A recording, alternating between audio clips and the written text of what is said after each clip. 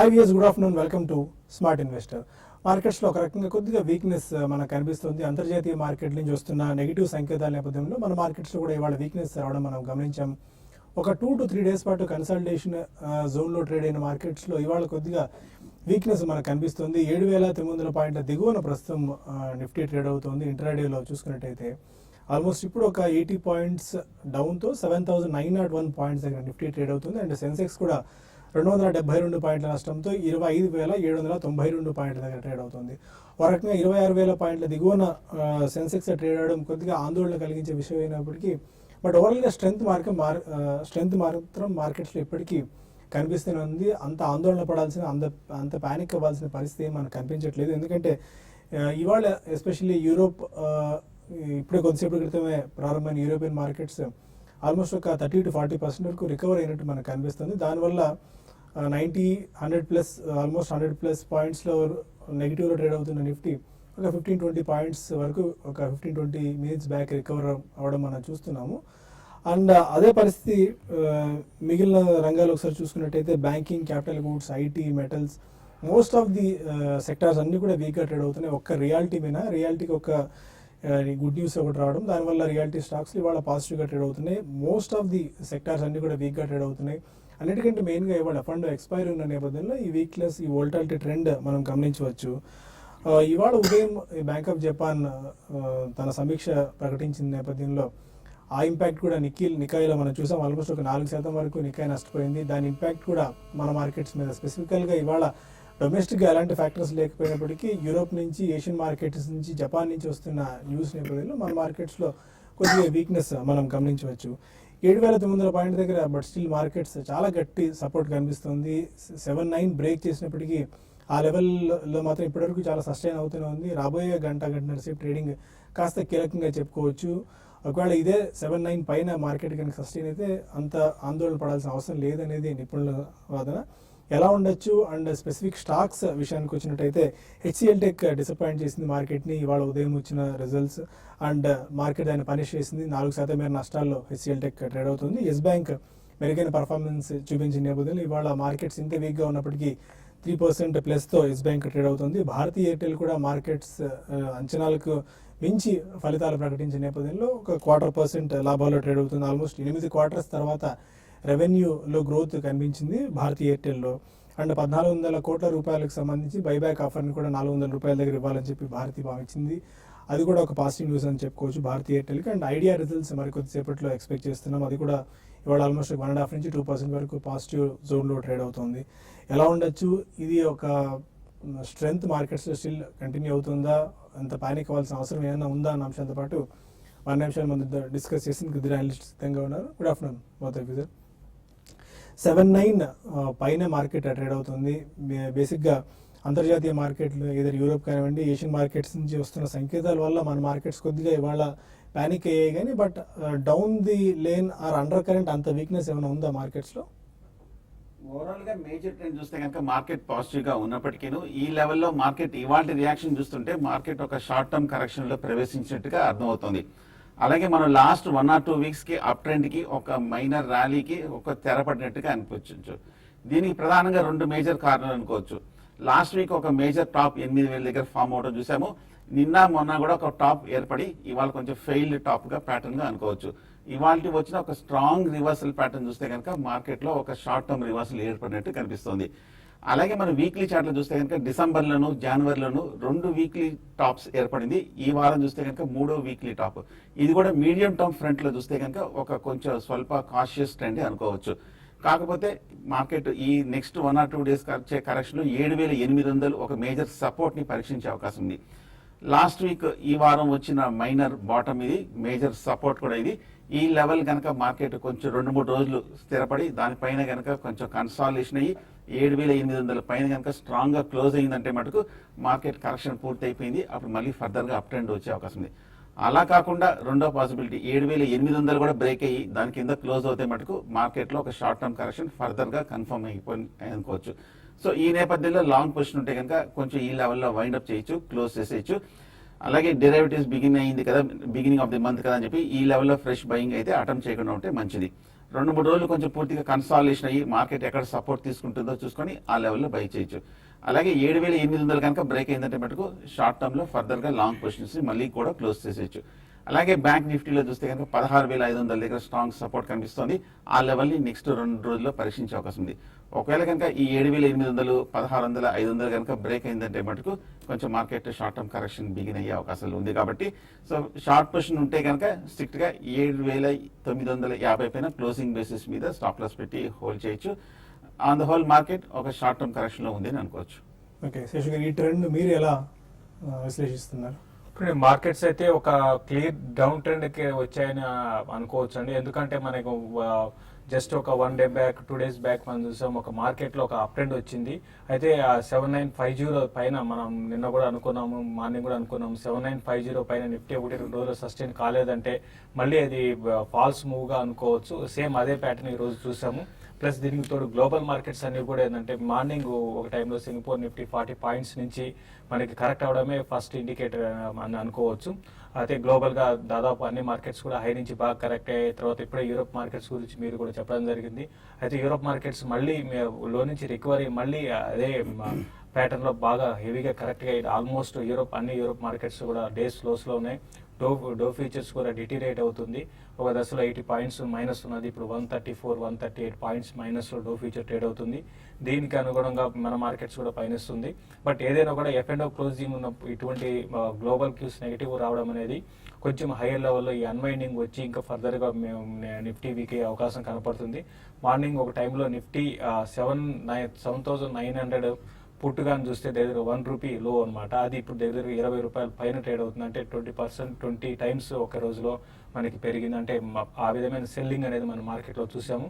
అదేవిధంగా దాదాపు అన్ని కౌంటర్స్ పుట్ ఆప్షన్స్ బాగా యాక్టివ్గా ట్రేడ్ అవుతున్నాయి. నెక్స్ట్ మంత్ కానీ చూసుకుంటే ఎక్కువగా bank Nifty role overs morning కూడా అనుకున్నాం చాలా కొంచెం తక్కువగా ఉన్నాయి.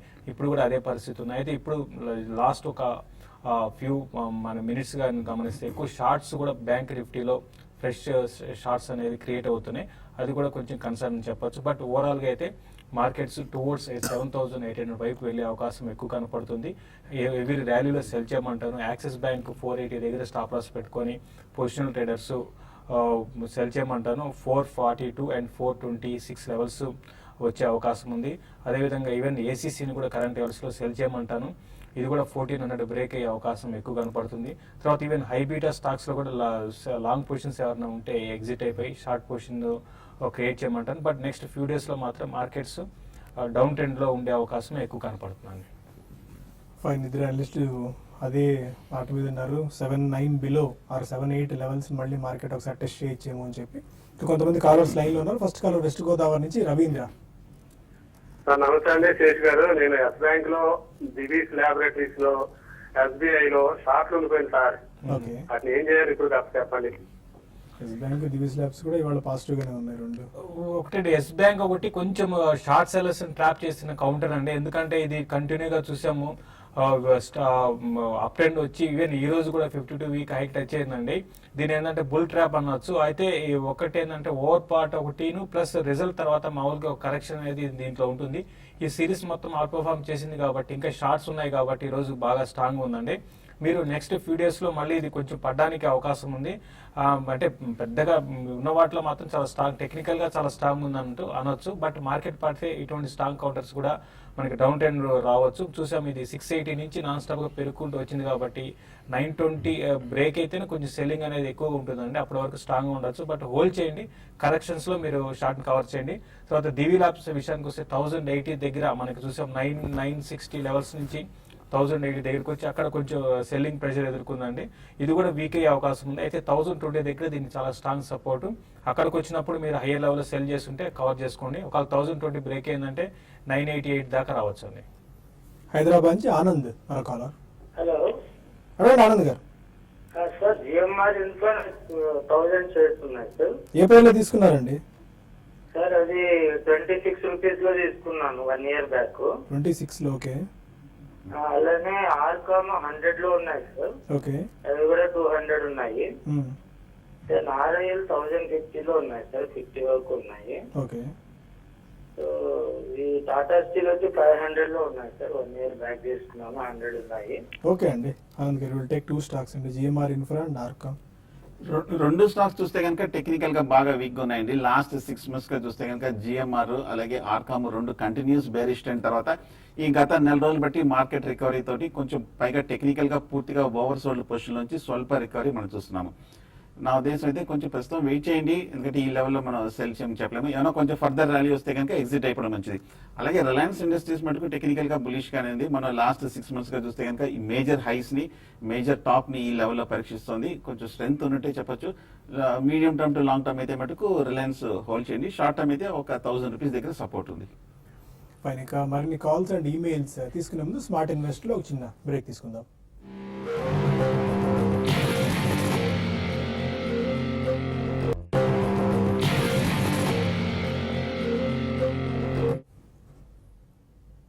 Welcome back to smart investor. మరో కాలర్ మహారాష్ట్ర నుంచి పూర్ణ టెలిఫోన్ లైన్ లో ఉన్నారు.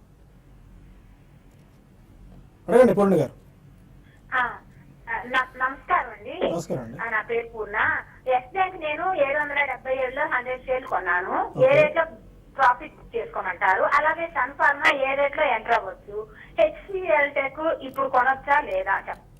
మీ టైం హోరైజన్ ఎంత అండి? ఎంతకాలానికి మీరు ట్రేడింగ్ చేద్దాం అనుకుంటున్నారు, ఇన్వెస్టింగ్ కా? ఇన్వెస్ట్మెంట్ కోసమేనండి. కాకపోతే మామూలుగా పెరుగుతుంది తగ్గుతుంది మార్కెట్, అందువల్ల కొంత ప్రాఫిట్ బుక్ చేసుకోమని చెప్తున్నారు కాబట్టి దానికోసం అడుగుతున్నాను. ఓకేనండి. ఎస్ బ్యాంక్ చూస్తే కనుక మంచి ప్రాఫిట్ లో ఉన్నారు. అలాగే లాస్ట్ 1 month గా కంటిన్యూస్ బుల్లిష్ ట్రెండ్ ర్యాలీ రావడం చూసాము. కాకపోతే ఈ లెవెల్లో 920, 930 దగ్గర చూస్తే కనుక కరెంట్ రేట్ చాలా స్ట్రాంగ్ రెసిస్టెన్స్ కనిపిస్తుంది. గత ఏడాది 2 ఏళ్ళుగా చూస్తే కనుక 920, 930 దగ్గర బాగా కన్సాలిడేషన్ అయ్యి అక్కడ నుంచి సెల్లింగ్ ప్రెషర్ రావటము, అక్కడ నుంచి మేజర్ కరెక్షన్ కూడా రావడం చూసాము. పైగా టెక్నికల్ గా కొంచెం ఓవర్ బాట్ క్వశ్చన్కి వస్తుంది కాబట్టి ఈ లెవెల్లోనే మీరు అనుకున్నట్టుగానే ఎస్ బ్యాంక్ లో కూడా మీరు ప్రాఫిట్ బుక్ చేయొచ్చు. అలాగే సన్ ఫార్మా ఈ లెవెల్లో కొనొచ్చు చూస్తుంటే కనుక లాస్ట్ 1 month గా మనం స్వల్ప రియాక్షన్ మనం చూసాము. కాకపోతే లోయర్ రేట్ లో కొంచెం 800 ఆ రేట్ లో కొంచెం స్ట్రాంగ్ సపోర్ట్ ఉంది కాబట్టి ఈ లెవెల్లో కన్సాలిడేషన్ అవుతుంది. పైగా మార్కెట్ కూడా కన్సాలిడేషన్ అవుతుంది కాబట్టి ఈ చిన్న డిప్ లో సన్ ఫార్మా మీరు బై చేయొచ్చు. మరో కాలర్ కడప నుంచి అంజన్. సార్ నమస్కారం సార్. నమస్కారం అండి. సార్ ఎంబీఎల్ ఇన్ఫ్రా 160 లో బై చేశాను సార్. అది ఓకే. అది 1 year టార్గెట్ ఏమైనా చెప్పగలుగుతారు సార్? అది బిఎల్ ఇన్ఫ్రా 1 year టార్గెట్ అనేది మనం ఎగ్జాక్ట్ గా చెప్పడం అంత ఈజీ కాదండి. ఇప్పుడున్న మార్కెట్ కండిషన్ లో మనం చూస్తున్నాం మార్కెట్స్ అనేది కొంచెం ఏ రోజుకి ఆ రోజు పొజిషన్స్ అనేది అంటే ట్రెండ్ అనేది చేంజ్ అవుతుంది. అయితే ఎంబీఎల్ ఇన్ఫ్రా అంతా ఫండమెంటల్స్ స్ట్రాంగ్ అయిన కంపెనీ కాదండి. రీసెంట్ గా చూస్తే 350 నుంచి 115 దాకా వచ్చింది. తర్వాత అక్కడ నుంచి కొంచెం ఒక స్వల్పకాలిక అప్ ట్రెండ్ ఉంది. బట్ ఇమీడియట్ అప్ ట్రెండ్ అయితే మాత్రం పెద్దగా కనపట్లేదండి. 160 అండ్ 162 ఆ లెవెల్లో బాగా దీనికి రెసిస్టెన్స్ అనేది ఫేస్ చేయొచ్చు. అయితే మీరు అడుగుతున్నారు కాబట్టి ఒకవేళ మార్కెట్స్ అన్ని బాగుండి మిడ్ క్యాప్ లో బాగుంటే మాత్రం అయితే 180 అండ్ 200 దాకా రావచ్చు. అది 1 year లో ఏమైనా పాజిటివ్ న్యూస్లు ఉంటే మీరు చూడండి. బట్ ఓవరాల్ ట్రెండ్ పరంగా చెప్పాలంటే వీక్ ఉంది, ప్లస్ ఫండమెంటల్స్ కూడా స్ట్రాంగ్ లేదు. మీరు లో లెవెల్లో బై చేస్తుంటే ఒకసారి ప్రాఫిట్ బుక్ చేసుకొని మళ్ళీ వేరే స్టాక్ లో మీకు పొజిషన్ తీసుకోమని చెప్తానండి. గద్వాల్ నుంచి ప్రభు మరో caller. Hello sir, good afternoon sir. Good afternoon అండి. సార్ ఇప్పుడున్న రేట్ లో ఐడిఎఫ్సి బ్యాంకును సన్ ఫార్మాను ఉండొచ్చా లాంగ్ టర్మ్ ఒక 5-6 years?